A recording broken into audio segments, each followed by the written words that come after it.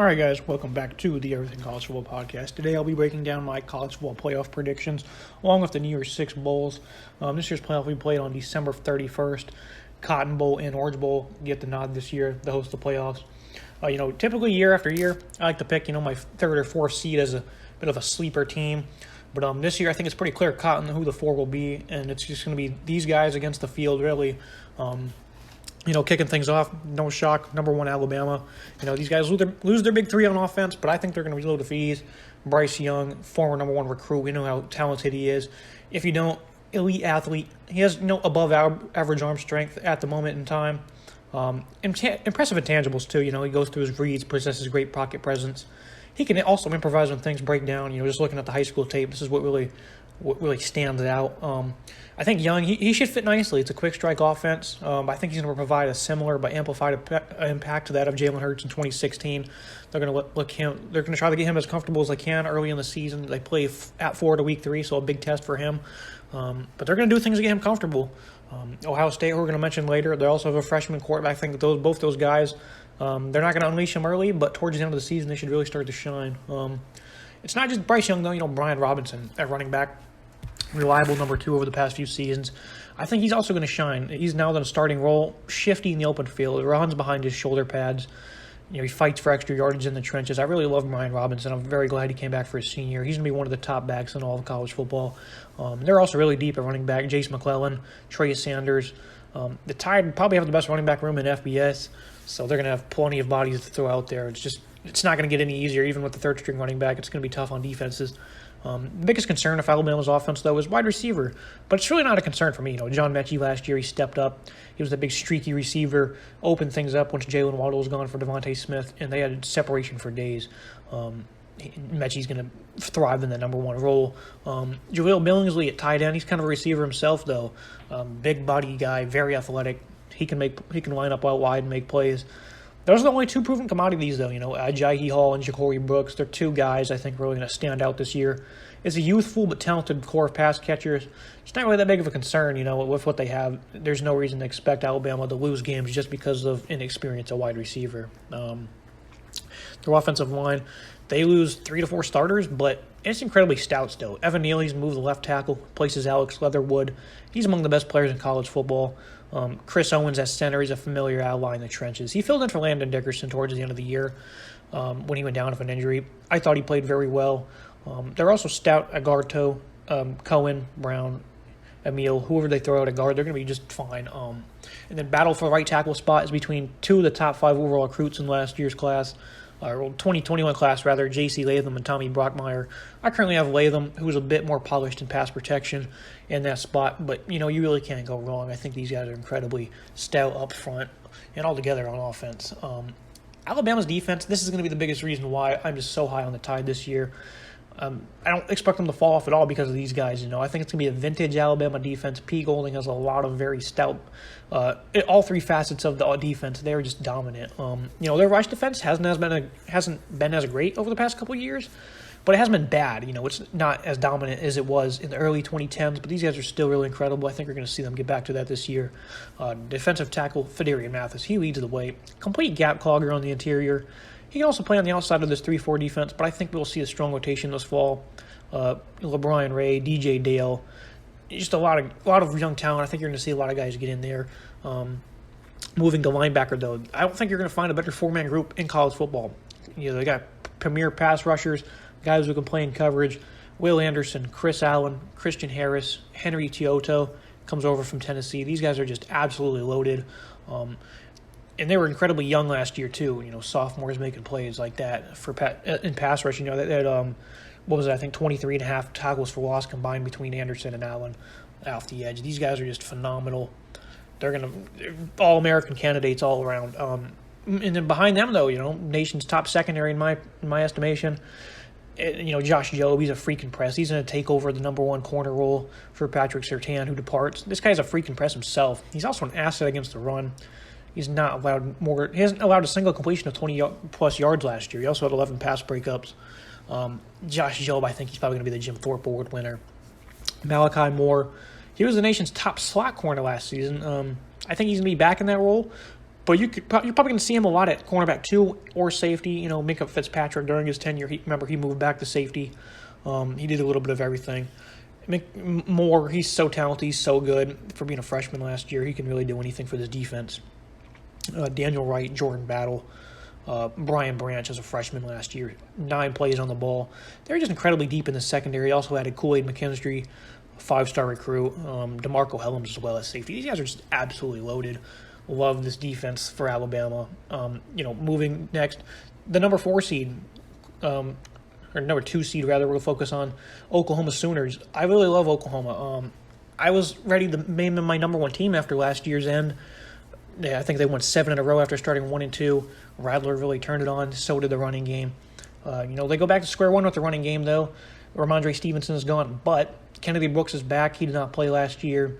This guy he's phenomenal running off double-digit carries. 7.5 yards per carry over the past 2 seasons, over 2,000 yards, 15 scores. This guy's just an explosive playmaker. Eric Gray comes over from Tennessee to split the backfield with him.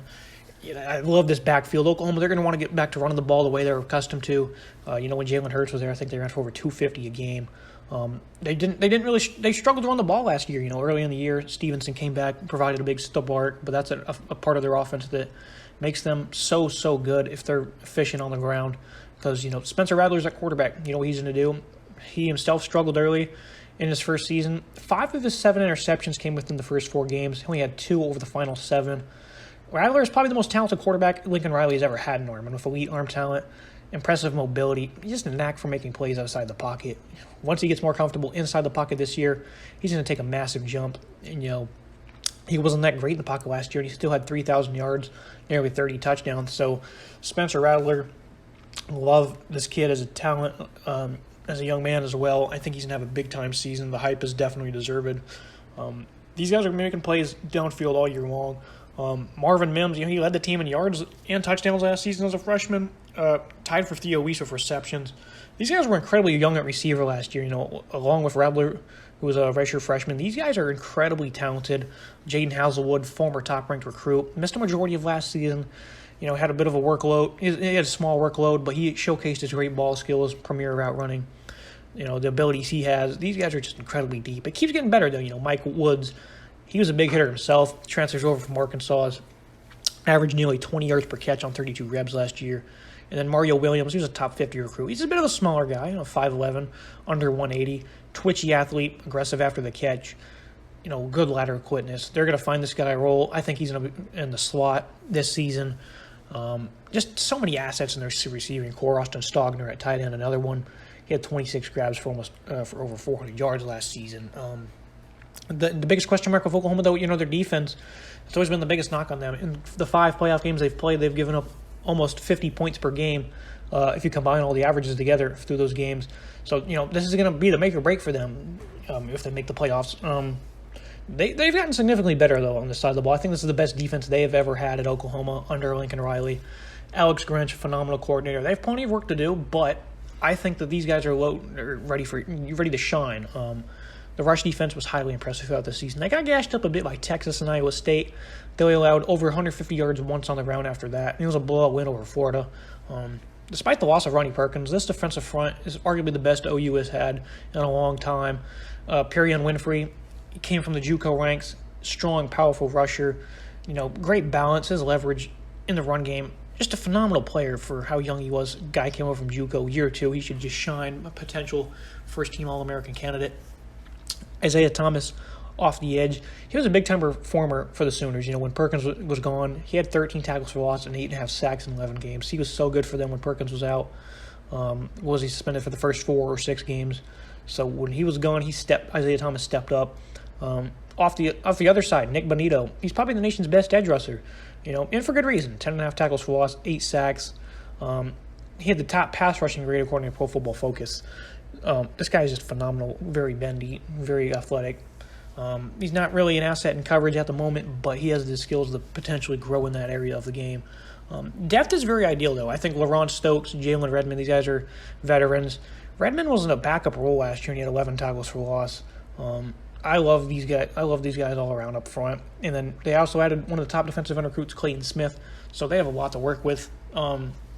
It's not all pretty, though. Linebacker Brandon Amosa, he was the team's leading stopper last season. Deshaun White, he's also expected to come back and anchor down the middle linebacker position. I think Caleb Kelly, he's a veteran. It's his final season. I think he's ready to make a splash. I think he's amped up. He's ready to shine in this final season. That's a player I think is really going to emerge, this season. But Oklahoma, their biggest concern, really, as I mentioned, it's not always pretty. It's their pass defense. Their secondary is a bit of a concern. They ranked 82nd in pass defense a season ago. Top corners Trey Brown and Trey Norwood are gone. That's huge. Oklahoma has a few notable guys are expected to step up at corner. Woody Washington, DJ Ram. They occasionally made big plays in coverage as a freshman last year. Washington was also third on the team in tackles with 45. They're pretty solidified at safety, though. Delarian Turner-Yell, Pat Fields, they're among the top tacklers on the defense. But Brandon Redley Hiles, he transfers out, so there's swap positions up for grabs. So a little bit of sorting out to do in the secondary, but Oklahoma, I love this defense. I think they're going to get figured out. Moving to the 3 seed, the Ohio State Buckeyes. Another team I think is going to go undefeated. These guys are just phenomenal. You look at Ohio State, C.J. Stroud, he's going to step into that role. He's got a similar skill set to that of Justin Fields. He's got great arm talent. He had one carry last year. He took it 52 yards to the house for a touchdown against Michigan State. He's a guy, I think he wins the Heisman Trophy this year, mainly because he just has such a good supporting cast. You look at his offensive line, top tackle duo in the nation, Thayer Munford, Nicholas Petit-Frere. Those guys are phenomenal. Good luck trying to get past them. He's going to have all day to throw. And he also has the nation's top receiving core, Garrett Wilson, Chris Olave. They're incredibly deep. Jackson Smith and Najibe, Julian Fleming, a former number 1 recruit, they're incredibly deep at receiver. Big body tight end Jeremy Rucker also has a knack for finding the end zone. Ohio State is just incredibly loaded offensively. They also have a nice 5-star recruit showing up to school at running back, Travion Henderson. I think he's he can provide a lot of the backfield as a pass catcher, as a runner, very explosive. Nice change of pace compared to Master Teague, who's a ground and pound guy. He had some big games last season. Very quiet, though, despite his successes. All around, this offense is just nasty. I think it's probably going to rank. It's most certainly going to rank among the top 5 in multiple categories. They're just so good in that facet of their defense or offense rather. Just everything about this football team is great, but their defense last year, it wasn't great. So that's going to be the biggest problem with them. How can they fix their defense? They had a top 10 rush defense. I don't think they allowed more than 107 yards per game last season on the ground, I believe. Haskell Garrett is back at defensive tackle. He's one of my favorite players. A complete, game wrecker up the middle, coming off the edge. Zach Harrison, Tyreek Smith. These guys are going to have to be better, though. They haven't had great production. Former 5-star recruits haven't exactly blossomed yet. A lot of guys are expecting these guys to step up and shine in 2021, and I think they will too. Jackson Sawyer as well, and then JT Chuamoto. He's a former number 1 recruit. They just landed. These guys are absolutely stacked at defensive line, really.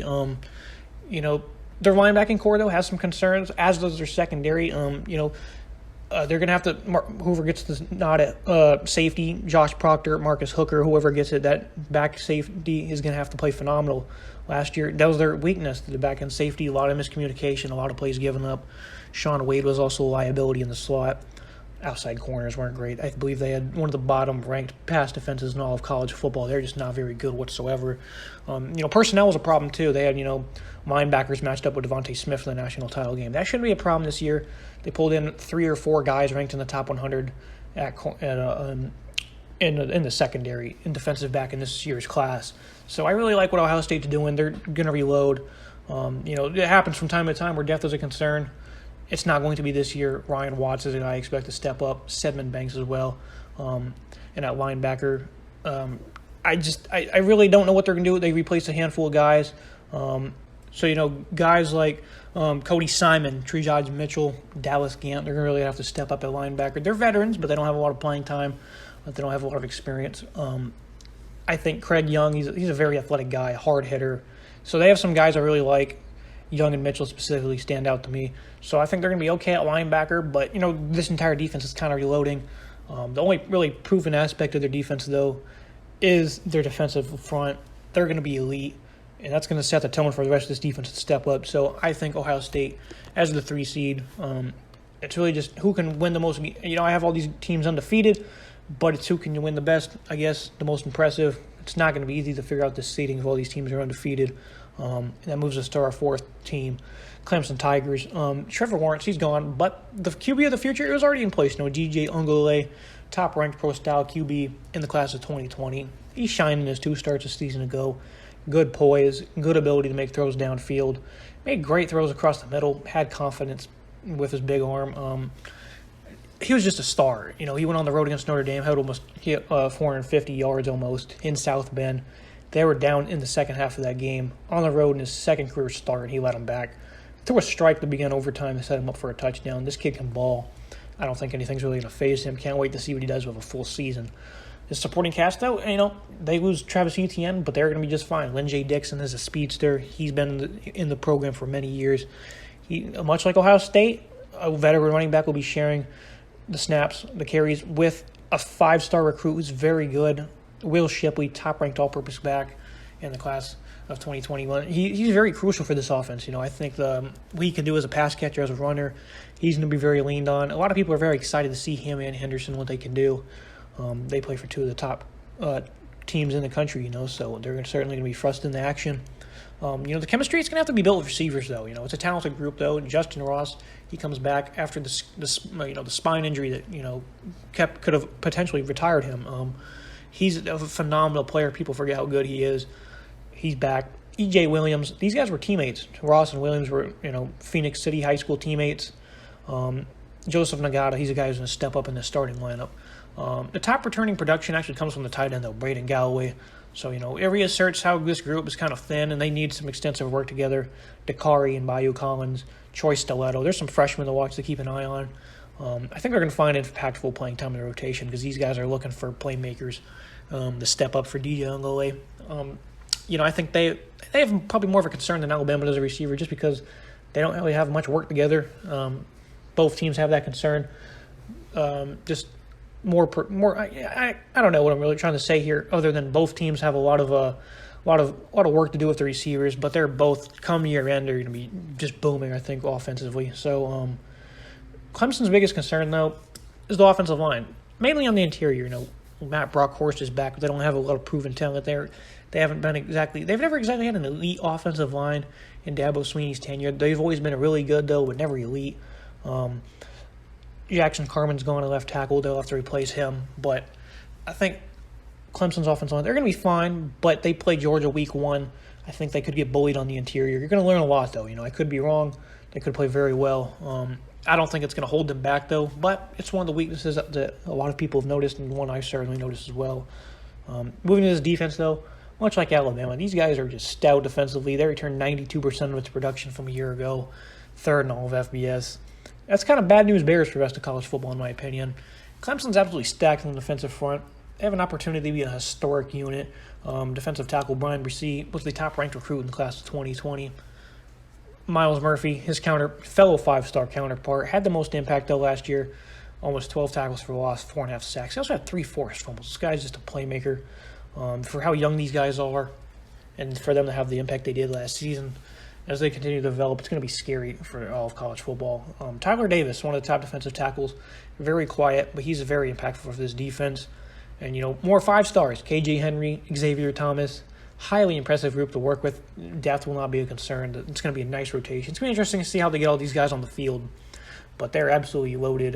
Whatever down it's going to be, you're going to have some pretty athletic guys, fierce guys coming right after your quarterback. So, Trenton Simpson, he's a guy I think he's going to build off a strong, respectable freshman year, outside linebacker. Most importantly, though, this group gets back to the quarterback of their defense, James Skowski, a middle linebacker. The Georgia native missed 3 games a season ago, and you notice the difference when he was gone. The Tigers had 3 of their worst games defensively, a 4th if you count when he was ejected in the Sugar Bowl. This unit really has a bad taste left in their mouth, though, following, that beatdown against Ohio State, especially in the secondary. They're getting gashed all night long by Justin Fields. I think Brett Venables is going to have these guys playing on fire all season long. But the secondary still has to be retooled. Darian Kendrick, he was dismissed early in the offseason. But Andrew Booth, he showed some flashes of being a top lockdown corner. He should occupy one of the corner spots. Clemson's corner rotation was a little inconsistent last year. I do expect, big leap years from guys like Mario Goodrich, Sheridan Jones. I think they're going to have big years. The veteran Nolan Turner in the back end. It was an impressive secondary most part, despite the shaky play in their 2 losses.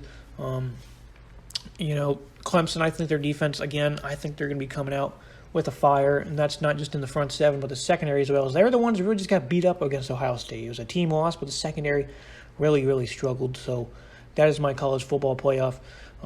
Alabama, Oklahoma, Ohio State, and Clemson. So we'll go to the New Year's 6 Bowls. All right, so the first New Year's 6 Bowl on our list after the playoff projections, Peach Bowl, Cincinnati Bearcats versus the Texas A&M Aggies. The Bearcats, they have a real chance to make the playoffs this year. They have Indiana and Notre Dame on the non-conference schedule. They can beat those guys and take care of business in the conference. They'll have a legit shot at the playoffs. But I don't see them getting that far this season. But Peach Bowl is still a big accomplishment. Bearcats get over 80% back on offense. They had impressive balance, Desmond Ridder under center. He was impressive and a reliable starter for the Bearcats over the past 3 seasons. He's consistently gotten better over the years. He's one of the better dual-threat quarterbacks in all of college football, though. He's accounted for over 8,700 total yards, 79 scores in his 3 years. He really made some improvements, though, in 2020. Threw for a career high in yards per game and completion rate, nearly 230 a game, 66% respectively. He showcased his growth as a passer, 19 touchdowns, 6 picks. He's going to have another opportunity to lead the Bearcats to the playoffs this season, and it's going to rest on his shoulders, though. It's a good supporting cast, but they need him to play well. Ridder does have plenty of weapons to work with, though. The Bearcats, they love to run the ball, inside with the split zones. This is a team that's going to want to run on the inside of the tackles. Well, they can make plays on the outside, too, though. Jared Dokes, he's gone. It's a good rotation of backs, though, I'd say. Jerome Ford, he's immensely talented. He was a former Alabama. He used to be on Nick Saban's roster, so he's a talented player. He was very good as the number 2 last season. 483 yards, 8 scores on only 73 touches. So the kid can play ball, Who will take Ford's role as the number 2, though, it remains to be seen. Ryan Montgomery, he's in a battle with Charles McClellan. Both came from the class of 2018, so they've been around for a long time. So they're going to battle for that number 2 spot. And the number 2 spot is going to be really important. They're going to have to be able to come in when Ford comes out and make some plays. Moving to the pass catching group, it's a bit of a deep one, though. They have some good pass catchers. Ridder did a very good job of distributing last year. Tight end Josh Wiley figures to have a big-time season. He was a good pass catcher last year. Led the team in yards and touchdowns. His 28 receptions over second. Michael Young had 29. They have a handful of guys have quite similar production on this team. Alec Pierce led the team in yards and grabs in 2019. Only played in 6 games last year, but he was on pace to do so yet again. Very impressive stuff from this receiving core. They don't need to be great because the balance for Cincinnati is a part of their game. But I think they're going to be straight at receiver. They have the veterans. They have the production. I really like how they run the ball. I think they're going to continue to have great balance this season. But the defense is going to take them to the promised land. They've been tremendous under Luke Fickell. Marcus Freeman's gone. Mike Tressel, been at Michigan State since 2007. He comes over. He finally gets out of the Spartans program, comes over to Bearcats. Great group of talent to work with, though. Myjah Sanders, Energizer Bunny for this defense, a dynamic edge rusher. Great length and size. He uses every bit of that 6'5", 258-pound frame. I really like Curtis Brooks, the defensive tackle. He's an enforcer in the middle. They also added Jawan Briggs from Virginia. He's a Cincinnati native. He was not too great with the Cavaliers, but he was the 75th ranked recruit in 2019. Maybe a change of scenery. Fickell could help him reach his potential. I think that's a player that's really going to make some noise this season. At linebacker, Jarrell White, he's unfortunately gone. Tyler Van Fossen, though, he was really good in the backup role. I think he's going to thrive as a starter. Alongside him is Darian Beavers, second on the team, 58 tackles last year, 2 picks, 2 sacks, 7 tackles for loss. He's an overall playmaker for this unit, So I like what they have in the front 7, but their secondary gets even better. The Bearcats, they've had some ball hawks. This team has had 16 interceptions in each of the last 2 years. These guys are exceptional at forcing turnovers. Derek Forrest and James Wiggins are unfortunately gone, but Kobe Bryant, Javon Hicks, more than capable, stepping up. They're proven playmakers in the back end. And then, alongside them is one of the nation's top corners, elite press man, Ahmad Gardner. Only 16 first downs allowed in his past 2 seasons. He's also got great ball skills, too. He's one of the best at his positions. He's no joke whatsoever. The Bearcats are very thrilled to have this entire defense. This entire team is really, really good, and the playoffs are certainly a possibility.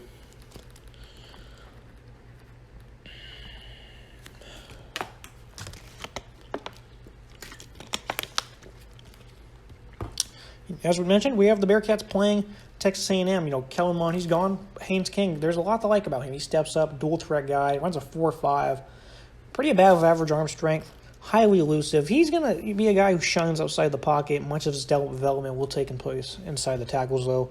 King has already got pretty impressive ball placement. I think he's at a high ceiling. He's a guy to watch in 2021.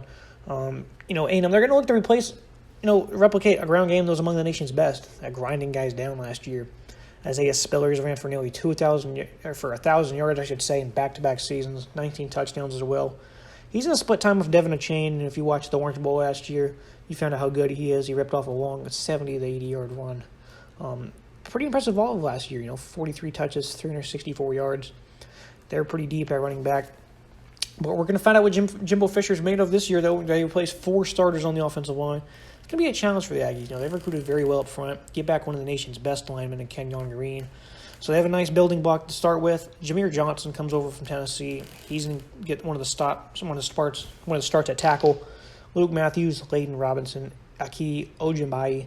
These are some guys I expect to join them in the lineup. Overall, these guys are going to develop linemen very well. Placing 4 starters is certainly a tough, tall task, but I think the Aggies are certainly up for it. The supporting cast they sport, though, a lot of talent. Starts with big body tight end Jalen Wydermere, 6'5", 255. Great hands, too. He's an asset in the trenches as well. He's probably going to be the favorite for the John Mackey Award. H-back Anais Smith, great versatility, man. Leaned on to be the team's leading pass catcher last year. He also, did a lot of impact as a runner as well. So Anais Smith, he's a very important player for this offense. Demon Demas, he's an athletic freak. The former 5-star recruit. He didn't see the field last year, but he's still incredibly talented. Cannot wait to see what he does this season. Caleb Chapman, if you remember, he was the guy who shined over Florida last year when they upset them. Remember he had 150 yards, 2 scores. He was injured. I think it was like a 50-yard touchdown call-in. He was injured on that play, missed the rest of the year, but he was a big-time reason they won that game. I really like what they have on offense. It'll be interesting to see how King fits in, though, because ultimately you'd like to have some solid quarterback play on top of that phenomenal running game. So I think they're going to be able to grind opponents down once again. Maybe not to the same extent as last year, at least early on, as they replaced their offensive line, but King's going to have to be instrumental. The Aggies, premier defense. It's like only take them as far as they get, though. Defensive end to Marvin Leal, one of the nation's strongest guys. He's a complete game record, great size and movement. He can play outside, inside, doesn't matter. He's going to make an impact. Really impressive defensive front altogether. Tyree Johnson, he's a guy who really came on towards the end of last year.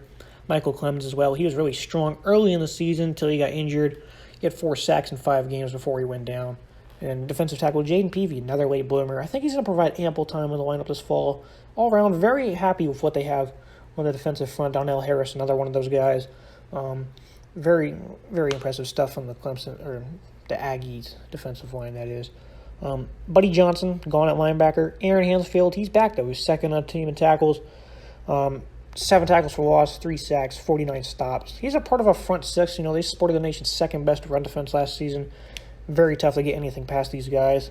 The Aggies secondary, though, they have a lot of potential. Starts with safety Damani Richardson. Made some big strides in coverage last fall. Also one of the top tacklers in the conference. Miles Jones, he was really good in coverage last season. Safety Leon O'Neal, another one of those sure-handed guys who's going to come up with stops. Very aggressive. All around, the Aggies have a lot of good football players on both sides of the ball. And, they can make the playoffs. They host Alabama if they can get past them. Take care of business in conference. These guys could certainly find themselves in the playoffs as well. Next, we have the Fiesta Bowl. The LSU Tigers versus the North Carolina Tar Heels. That's the projection. Miles Brennan, he has a shoulder injury. He's about indefinitely. Real bummer, because he was really good before injuries ended his 2020 season. Well short, only 3 games in. But I'm excited to see what Max Johnson, though. He's ready for the spotlight. He looked impressive in the upset win over Florida and the next week against Ole Miss. Really excited to see what he can do. The circumstances are just terrible, but I'm very glad. I think LSU's very glad to have Johnson on their roster. The Tigers do have a quiet but noisy supporting cast that should do some damage this fall if Johnson can put it on them. Tigers, I think they're set at running back. Tyrion Davis-Price, John Emery, they combine for only 91 yards per game, but they're able to average over 4.2 yards per carry. Very efficient. They also added Corey Kenner, a top 160 recruit. Nice burst. Fights through traffic. I like the running back room LSU has. They have proven guys there. A receiver, not so much, though. It took Kayshon Boutte till December to finally record more than moderate productions, but he was a star over the final few weeks. 527 yards and 4 scores over the final 3 games of the year. expected to be one of the nation's top pass catchers this season. Outside of Bowdy, though, it's an inexperienced bunch. Jerry Jenkins, Coy Moore, the only other returning pass catchers record 20-plus receptions. But fresh talent is on the way. 3 of the top 13 receiving recruits, all ranked inside the top 100, coming to Baton Rouge. Deion Smith, Brian Thomas, Chris Hilton. Reinforcements are coming. I think this offense is going to be sky high this year. They have a lot of potential. They can really do some damage this season. Their offensive line is going to have to step up. He was singled out by Coach O at the end of the year. They're going to need to be better. He said this is one group that we just need to be better in. Dare Rosenthal, their left tackle, he's gone, though. He's headed to Kentucky. Brad Davis, the offensive line coach, still has a lot of talent to work with. I think he still has a good starting lineup, too, especially on the interior. I like guard Ed Ingram, veteran Austin Dedekilis. He's an anchor down the right tackle spot. Garrett Dellinger, he's one of those young guys I think he's going to stand out this season. He can play any role Willie asked of him. So, work in progress offensive line. I like what they have, though. I think they've done a lot of work this offseason. I think they're going to be much better than they were a season ago. Defensive coordinator Dante Jones. He has a lot of talent himself. It's not going to be immediate for this defense. They need some work. They gave up 35 a game last year. Points, that is. Ranked dead last in passing yards per game. 323. But I think they're really going to make some resurgent looks this year. The defensive line depth is very ideal. They have some veterans as well. Neil Farrell, Glenn Logan, these guys are massive. They make up the interior as seniors. Jacqueline Roy was a beast last fall. Numerous QB hurries, 4 tackles for loss. He had 2 sacks and just limited action. Joining him is 5-star Mason Smith, another massive guy, 6'6", 312, very high on this defensive front. Their pass rush as well. Ali Gay made his presence felt periodically, 9.5 tackles for loss, 6 pass breakups. He did a little bit of everything for them. I think he's going to have a chance to have a very special season. He should be able to elevate himself into a day 1 or 2 selection. He is that good. Andre Anthony, B.J. Ojolari, both have tremendously high ceilings, especially Ojolari. He had 5 tackles for loss on the year, which is strange because they all came within the first 4 games of the year. And then he was pretty quiet the rest of the season, but a very talented player. His brother just went second round of the draft, so he's got good lineage. And if you can see him become more consistent this season, this pass rush is going to really do some damage. The Tigers really set at linebacker, too. Mike Jones comes over from Clemson. Phenomenal in coverage. A lot of people really like this kid. Miker Backersville, he stepped up last season. Damone Clark, another one of those veterans who's been around the roster for a long time. He actually led the team with 63 tackles. Front 7 for LSU I'm very, very high on. In the secondary, it doesn't really need an explanation. Derek Stingley, probably the nation's top corner. And then Elias Ricks. They were both highly rated recruits, back-to-back seasons. They both shined as freshmen. It's unquestionably the top duo in college football. There's not really much to talk about there. The rest of the secondary, it's kind of the real question mark. Cordell Flott, he's going to get the start at slot. Jay Ward, great ball skills. He's going to move to safety. LSU added a lot of talent this offseason at safety. 2 of the top 4 safeties in the class of 2021, Sage Ryan and Derek Davis, come over. Major Burns also transfers from UGA. So added a lot of new, fresh faces. I think the secondary is going to be incredibly retooled. And they're just going to be phenomenal all around. I think LSU, they could legitimately win the East. That is no joke. I love the talent this team has. Moving to the North Carolina Tar Heels. This is going to be the first season for Sam Howell with him being without his top 4 playmakers. His top 2 running backs are Michael Carter, Javonte Williams, Diami Brown, and Daz Newsome at receiver. They're all gone, so new faces are going to have to step up. This guy's had 30-plus scores, 3,500 yards in the first 2 years, so it'll be interesting to see what he can do with this new challenge. Ty Chandler, he comes over from Tennessee. His versatility out the backfield is going to do wonders for this offense. Tar Heels, they were left without much experience at running back, but the addition to Chandler is perfect. I think he's probably the top 3 or 5 transfers that's going to make the biggest impact this season. Pass catchers, though, in this group, I think they're going to do just fine. Bayou Corrales, a veteran, 80 receptions in his career. He's been a reliable pass catcher. Coffrey Brown averaged over 22 yards a grab last season. And then Josh Downs, a former top 100 recruit. He's a smaller guy, but he's a pure playmaker. He should have a big year. I think the supporting cast, I don't think it's going to be as good as it was with those guys, but it's certainly not going to have much of a fall-off. I really like what they have.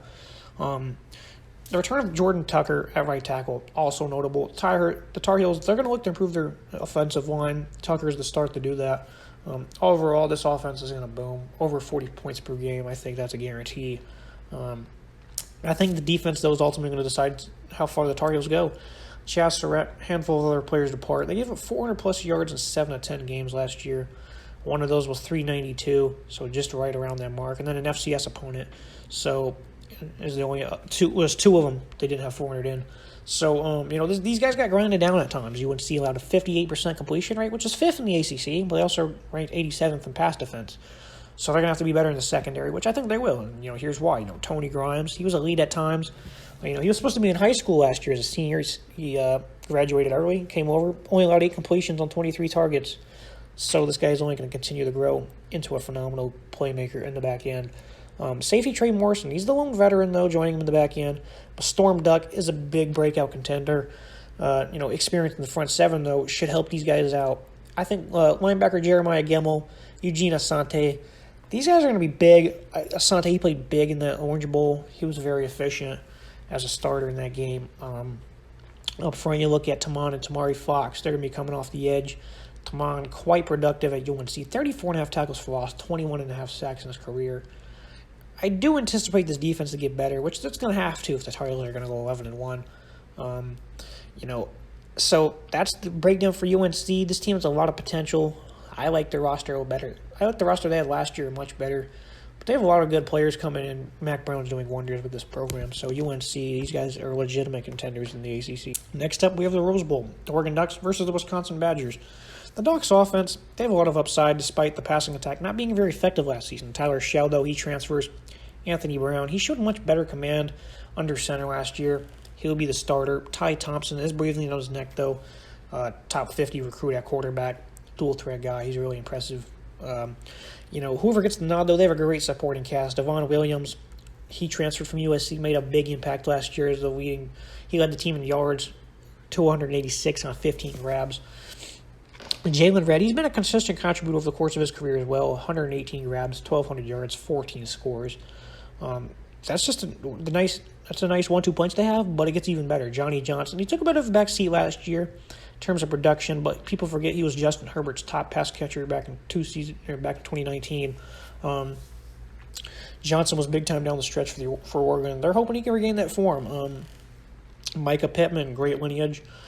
Playmaking abilities are just as good, Joining the fold with him, though, Chris Hudson, Troy Franklin, Deontay Thornton, they're both ranked inside the top 60 in 24/7 sports rankings. Just incredibly talented receiver. Enough of the praise, though, is done for the receiving corps, at least for now. They're impressive elsewhere as well. Oregon, they replaced 4 starters up front following that Rose Bowl win over the Badgers back in 2019. They added experience and depth, though, last season. George Moore, left tackle, guard TJ Bass, they're the standouts. They're going to be instrumental in blocking for CJ Riddell and Travis Dye. The potential for this offense is sky high. I think Anthony Brown is going to be the X factor for sure, though. The Ducks defense, they should also grow. And it starts with the Hurricane coming off the edge and Kayvon Thibodeau. Great length, the strength he has allows him to flourish. Just go watch the Pac-12 title game where he was the MVP of that. Absolutely disrupted everything USC tried to do. He's probably going to be the number 1 pick in next year's draft. It's a young linebacking core for the Ducks, though, behind him. Tremendous talent, though. Starts with 2 former high-ranked recruits in Justin Flo and Noah Sewell. They're both ranked inside the top 13 as perennial 5-star recruits. They also added Keith Brown, a 4-star, as a freshman. So some good depth for the Ducks. Very, very good potential for this front seven. Oregon secondary, another high upside area for the defense. Jamal Hill, really good in the slot, pulled in 2 picks in the Pac-12 title game. Verone McKinley, he was a versatile guy last season. He should grow in that category. He's also reliable in deep coverage, though. I think you're going to see him in the box this season, potentially in the slot, if that's what Tim DeRuyter calls for.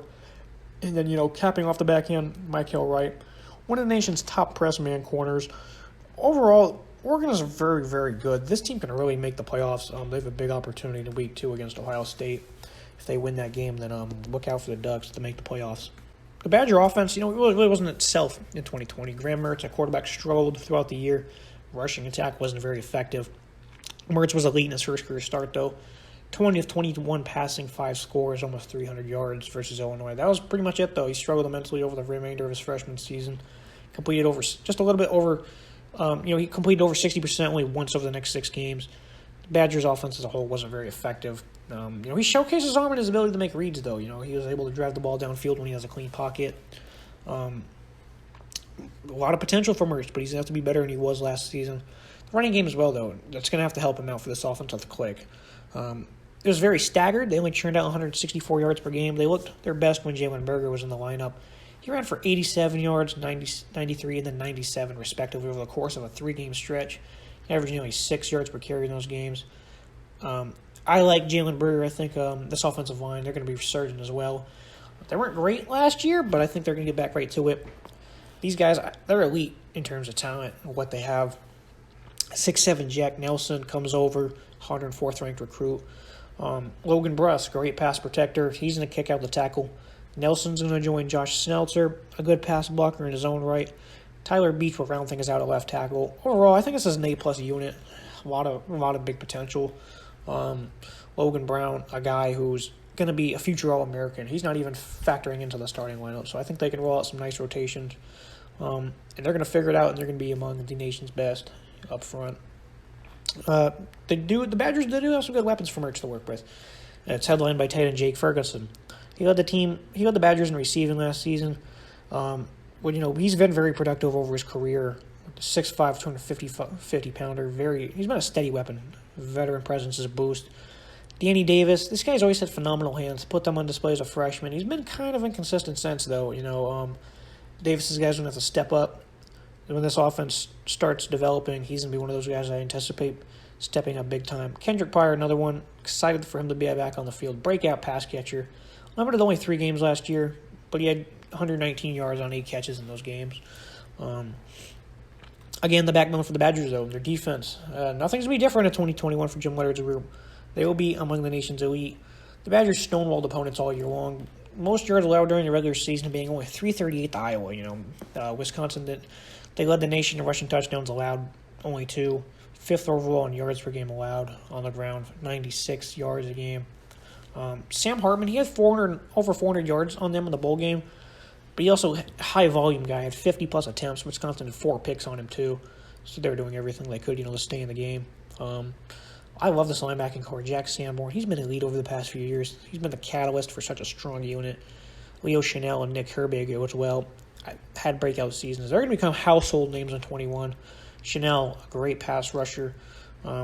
A veteran secondary, though, is in place for Wisconsin. Scott Nelson, Fionn Hicks, Cesar Williams, all back in Madison for 2021. Isaiah Laudermilk is gone, though. This interior defensive line, it's going to have some gaps to fill, but I'm not really going to cause up any trouble. I think they're going to be just fine. Keanu Benton, he's a name to watch. Nose tackle, 6'4", 315 pounds. This guy's a massive player. Good movement for his size as well. I think a lot of people are really high on him. Next up, you have Iowa State and Georgia to cap things off in the Sugar Bowl. Cyclones, their offense is among the nation's best in terms of returning production. I love their attack, though. Their balance, the discipline they have, it's highly impressive. Breece Hall leads the charge. Very elusive. Fights through contact. 1,500 yards, 21 touchdowns last year. Premier bell cow back. Love Breece Hall. His quarterback's just as good, though. Brock Purdy. He was the best quarterback this program has ever seen. He just after his first or second year, he was already on pace to shatter every school passing record in history. He will do that this year if he can turn in a full season. He's been up and down though as a passer, mainly of consistency compared to the quality of opponent. He's made good plays. He made good plays in the Big 12 title game. He also had 3 picks, bad ones. That's effectively what would give the Sooners the title, as he just made some bad plays. He's going to have to be a better decision maker this season for this passing attack to maintain its effectiveness, but the potential is there. If growth is going to happen, though, they will need more from its pass catchers. Xavier Hutchinson, he was big. They added him via the JUCO trail. Led the Cyclones 770 yards on 71 grabs.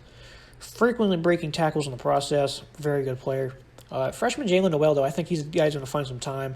And I think he'll find time instantly, mainly because it's a thin receiver room. He excels at creating separation, quick cutter, good explosiveness.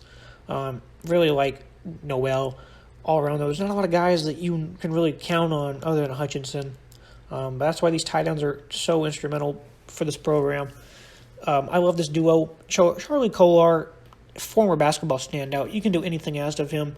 Line up in the slot, out wide, run routes. He runs routes with confidence. Asset in the red zone. Impressive run blocker. And then, 6'7", 240 Chase Allen. He's a standout himself. He's nasty in the trenches. He can also catch the ball with ease. Really love what they have, but again, the receivers will need to step up for Iowa State. The Cyclones defense, really good a season ago. They're ranked top 25 in points and yards per game allowed, 8th ranked rush defense. The Big 12 Player of the Year and linebacker Mike Rose, he's back. He's incredibly good at stopping the run. All around, he's a phenomenal playmaker. He has the ability to play well in coverage. Some inconsistencies there, but he has shown his ball skills. He had 5 interceptions this past season. 96 tackles, 10.5 tackles for loss. This guy is a complete ball hawk, a playmaker. I like the fierce flexibility defensive end in Will McDonald. 13 tackles for loss, 10.5 sacks last year. He wasn't even a full-fledged starter last year, and he put up those numbers. So McDonald, he should be unleashed this season. He's a great player. The veteran front seven will be, it's going to be McDonald and Rose, but there's another guys in there. Iwazurki, monster at 6'6", 310. Senior linebackers Jake Hummel, Ryan Vance, they're also back in place. Hummel, I think he's an underrated star. Versatile outside linebacker, can play in coverage, make plays off the edge. The talent, there's some good talent in the back end. They'll need to be better at making plays, though. DB's only combined for 4 interceptions last season. Jaquan Amos comes over from Villanova. He's a ball hawk from when he was in the FCS. That should help in that category. All-conference safety Greg Ellsworth. He's a standout in coverage. Anthony Johnson, another guy. He really fits that zone-heavy scheme. Tavion Kyle, one final guy I think is going to emerge. All around, this Iowa State secondary, a lot of things I like about their entire defense, but mainly in the back end.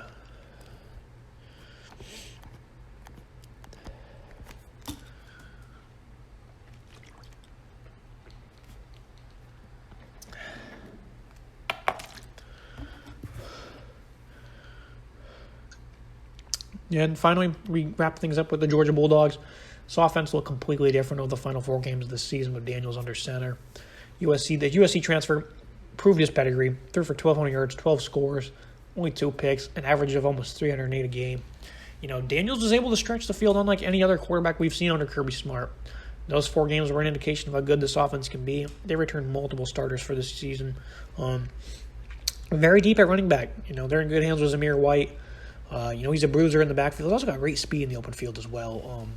Zeus, as I like to call him. James Cook, change of pace back, brother of Dalvin. He can hit the end zone in a blink of an eye. Cook didn't get a lot of touches last season. It's instrumental. He gets more this year.